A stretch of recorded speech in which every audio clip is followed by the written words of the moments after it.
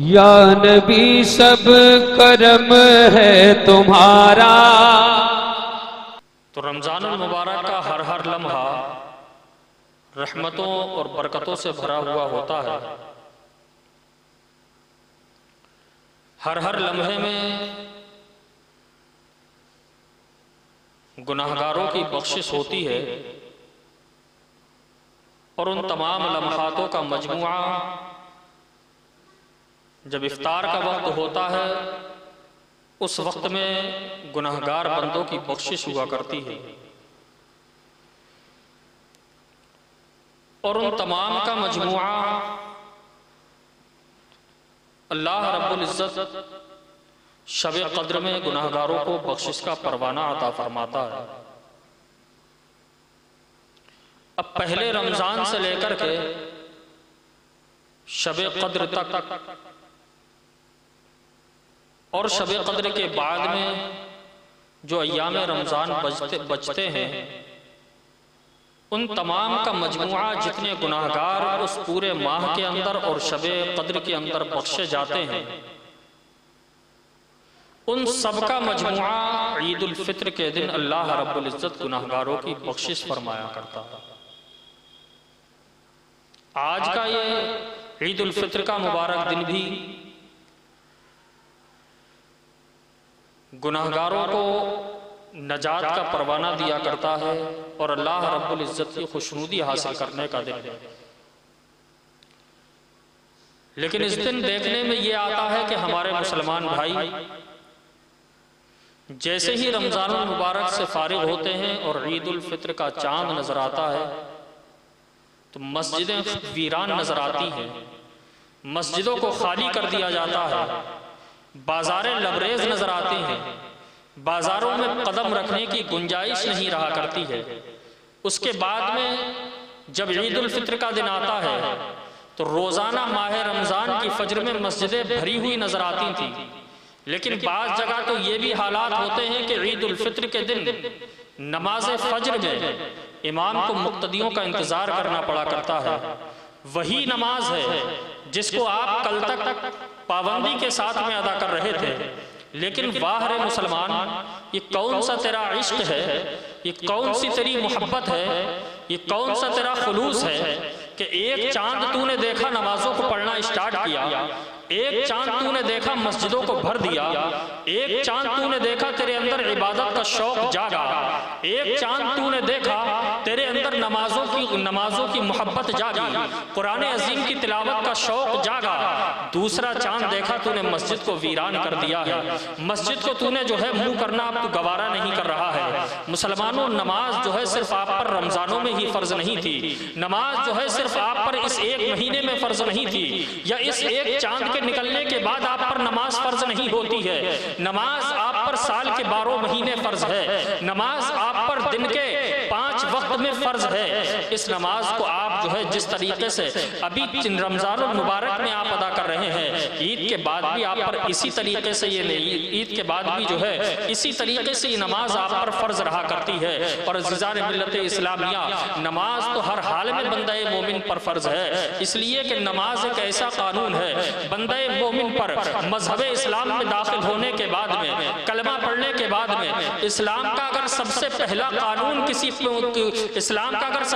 قانون اگر بندہ مومن پر لاگو ہوتا ہے تو وہ کوئی اور قانون نہیں ہے، وہ یہی قانون ہے، یہ نماز کا قانون ہے جو سب سے پہلے بندے پر لاگو ہوتا ہے۔ باقی تمام قوانین اسلام بعد میں لاگو ہوتے ہیں، زکوٰۃ کا قانون بعد میں لاگو ہوگا، روزے کا قانون بعد میں لاگو ہوگا، لیکن جیسے ہی جس وقت میں بندہ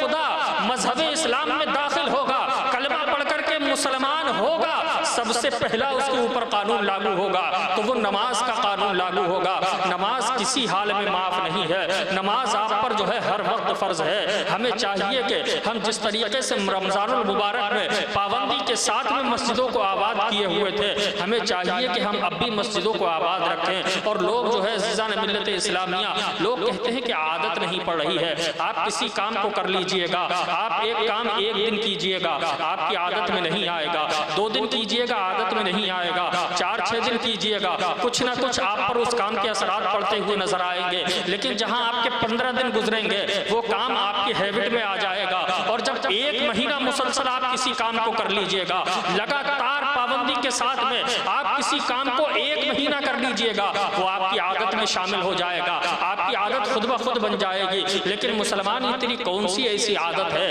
1 مہینہ تم نے نمازیں پڑھی ہیں، روزے رکھے ہیں، قرآن عظیم کی تلاوت کی ہے، اور عید کے بعد فوراً کہتا ہے کہ نماز کی عادت نہیں پڑھ پا رہی ہے، کیسے عادت پڑے گی؟ عزیزان ملت اسلامیہ، اس سے بہتر عادت اور کون سی پڑ سکتی ہے؟ جیسے ہی تیری کانوں میں اذان کی آواز آتی تھی رمضان المبارک کے اس مقدس اور مبارک مہینے میں، تو فوراً اللہ کے گھر کی طرف کو روانہ ہو جایا کرتا تھا۔ آج بھی اسی رب کے گھر سے وہی ندا تجھے آ رہی ہے، تیرے کانوں میں آ رہی ہے، وہی رب کے گھر سے تجھے جو ہے منادی آواز دے رہا ہے، لیکن آج تو جانے کے لیے تیار نہیں ہے۔ عزیزان ملت اسلامیہ، نماز ہم پہ ہر حال میں فرض ہے، ہمیں نماز عید الفطر کے بعد میں بھی ہمیں مسجدوں کو آباد کرنا چاہیے، ہمیں ہر وقت جہاں رہو وہاں نماز پڑھو۔ خدا کی قسم اگر یہ معمول بنا لو، اگر گھر میں رہو تب بھی نماز پڑھو، اگر کھیت میں رہو تب بھی نماز پڑھو، دکان میں رہو تب بھی نماز پڑھو، سفر میں رہو تب بھی نماز پڑھو، حضر میں رہو تب بھی نماز پڑھو۔ جب اگر یہ عادت اور یہ معمول آپ بنا لیں گے تو انشاءاللہ العزیز آپ جو ہے دنیا میں بھی کامران نظر آئیں گے، آخرت میں بھی کامیاب نظر آئیں گے، اور انشاءاللہ العزیز آپ جو ہے دنیاوی معاملات میں بھی ترقی کرتے ہوئے نظر آئیں گے، آپ جو ہے کاروبار میں بھی برکتیں محسوس کرتے ہوئے نظر آئیں گے، آپ بیماریوں سے بھی بچتے ہوئے نظر آئیں گے۔ نماز جو ہے ایک ایسا عظیم وظیفہ ہے، ایک ایسی عظیم عبادت ہے، آپ کو ثواب بھی ملا کرتا ہے اور پریشانیوں سے بھی دور ہو جایا کرتا ہے، انسان کی جو ہے پریشانیاں دور ہو جایا کرتی ہیں نماز کے معاملے میں۔ عزیزان ملت اسلامیہ، عرض کرنے کا مقصد یہ ہے، عید الفطر جو ہے صرف خوشی منانے کا دن نہیں ہے، گھومنے پھرنے کا دن نہیں ہے، عید الفطر بھی ہمیں اپنے رب کو راضی کرنے کا دن ہے۔ عید کا دن خوشیوں کا دن ہے، لیکن رب کو راضی کر کے خوشیاں مناؤ۔ ایسے کام نہ کرو کہ جس سے تمہارا رب ناراض ہو، ایسے کام نہ کرو کہ جس سے رسول اللہ ناراض ہو۔ لیکن عالم یہ نظر آتا ہے آج ہمارے مومنین بھائیوں کا کہ جیسے ہی عید کا دن آتا ہے تو حضرات محترم ہم جو ہے نمازوں سے بھی دور ہو جاتے ہیں، قرآن کی تلاوت سے بھی دور ہو جاتے ہیں، اور اس کے علاوہ ہم دوسرے راستے اختیار کر لیا کرتے ہیں۔ ہم جو ہے سنیما گھروں کا رخ کر لیا کرتے ہیں، ہم پارکوں اور گارڈنوں کا رخ کر لیا کرتے ہیں، ہم چوپاٹیوں کا رخ کر لیا کرتے ہیں۔ عزیزان ملت اسلامیہ، یہ اس مقدس اور مبارک دن میں بھی یہاں پر بھی ہمیں اللہ رب العزت کی رضامندی حاصل کرتے ہوئے خوشی منانی چاہیے تھی، وہاں پر ہم نے جو ہے فوراً کے جو ہے گناہوں کی طرف ہم جو ہے دوڑتے ہوئے نظر آتے ہیں، گناہوں کی طرف ہم چلتے ہوئے نظر آتے ہیں۔ ہم عید الضحیٰ، عید الفطر ہو یا عید الضحیٰ ہو، ان مبارک دنوں میں ہم جو ہے گناہوں کے ٹھیکوں پر، گناہوں کے اڈوں پر کھڑے ہوئے نظر آتے ہیں۔ عزیزان ملت اسلامیہ، ان تمام کاموں سے بچیے گا، حالانکہ ان تمام کاموں سے بچنے کے لیے صرف یہی دن نہیں ہے، ہر وقت ان سے بچنا ہمارے لیے ضروری ہے، اس لیے کہ جو حرام ہے وہ ہر وقت میں حرام ہے۔ لیکن عزیزان ملت اسلامیہ، یہ مبارک دن ہے، اس دن میں اللہ رب العزت کی مخصوص رحمتیں برسا کرتی ہیں، مخصوص رحمتوں کی بارش ہوا کرتی ہے، تو اس دن تو چاہیے کہ ہم اپنے رب کو راضی کر لیں۔ مسلمانوں، ہمارے پاس ہے ہی کیا؟ مسلمانوں، نمازیں ہمارے پاس نہیں ہے، روزے ہمارے پاس نہیں ہے، قرآن کی تلاوتیں ہمارے پاس نہیں ہے، عبادتیں ہمارے پاس نہیں ہیں، نیکیاں ہمارے پاس نہیں ہیں۔ مسلمانوں جو ہے آج اگر ہم اپنا محاسبہ کر کر دیکھیں، ہم اپنے گریمان میں جھانک کر کے دیکھیں تو حضرات محترم گناہوں کے سوا ہمارے پاس کچھ نظر نہیں آتا ہے۔ لیکن حضرات ہم ایسے مبارک دن اور ایسی مبارک راتیں جو ہے ہم لہو و لعب میں گزار دیا کرتے ہیں، کھیل کود میں گزار دیا کرتے ہیں، گناہ جیسے کاموں میں ہم گزار دیا کرتے ہیں۔ اللہ اکبر مسلمانوں، یہ دن اور یہ راتیں جو ہے تمہیں